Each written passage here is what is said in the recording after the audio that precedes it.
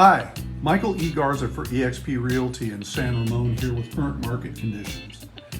This time of summer is usually a bit slower as the kids are out of school and vacations abound. I don't do a lot of market updates because the information is so readily available and it's everywhere.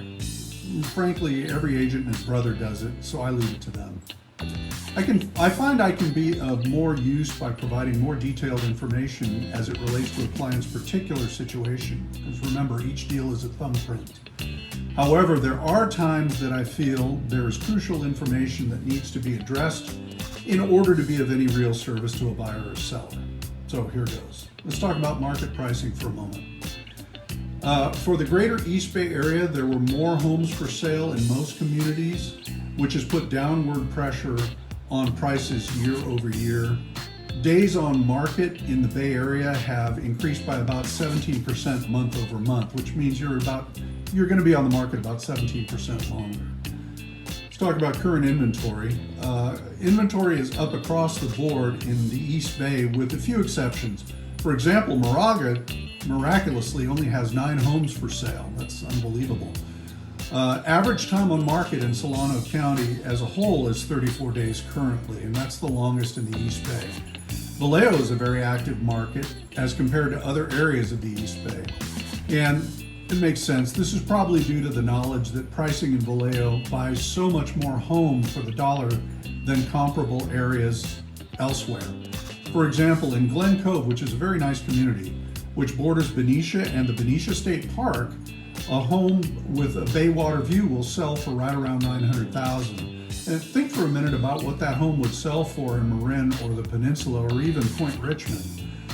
Last interest rate meetings and projections, Jerome Powell. The latest inflation report shows that inflation is currently down to 3% as opposed to 3.3% in May. And this has created anticipation in the real estate industry that there is an 89% chance that the Fed will lower rates at their September meeting.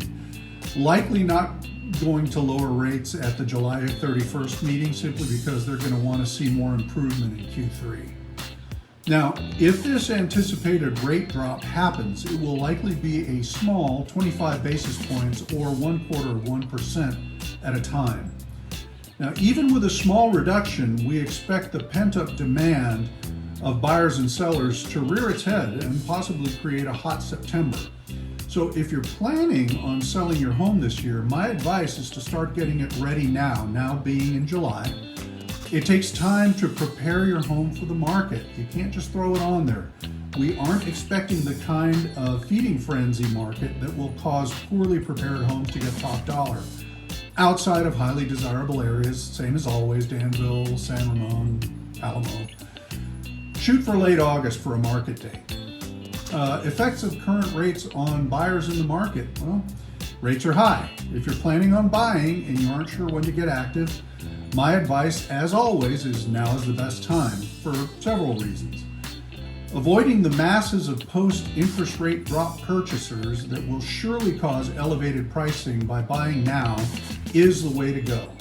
Now, yes, your loan will be more costly, but you will buy with the understanding that you will refi in the future as rates, of course, will drop. They'll continue to improve. Like I always say, you date the rate, but you marry the home. And the East Bay gets discovered every 20 years or so. There's a 20-year cycle by the upcoming generation of home buyers. Peninsula has the highest rates of price per square foot, highest priced amenities like views and price per square foot of yard, etc. And when they migrate to the East Bay prices creep up to close the gap. This is because the East Bay is a deal by comparison. For example, in San Francisco, any home with a view of the bridge is going to go for $1,500 square foot, which is a fixer. Now in Oakland, that same fixer is $900 a square foot. However, that $900 will creep up as it gets more attention from buyers, and as it gets closer to $1,500, people would rather just live in San Francisco. So if prices in the peninsula spike up, East Bay follows suit, but rarely will exceed unless you're in high-end area neighborhoods. Once again, same places, Danville, San Ramon, Pleasanton, Alamo. When the gap is narrow, people would rather pay the peninsula price, however. If you're ready to get going on selling your house, please contact us and we can guide you through the process. As I mentioned, it takes time to get your home ready. It's got to be painted, decluttered, landscaping needs to be done, etc. If you're ready to buy and you aren't happy with or don't have an agent you trust, contact us. There are critical new rules for buyers that will need to be clearly explained so you don't get blindsided in the middle of a deal by using an inexperienced or careless agent. That's about all I have for today.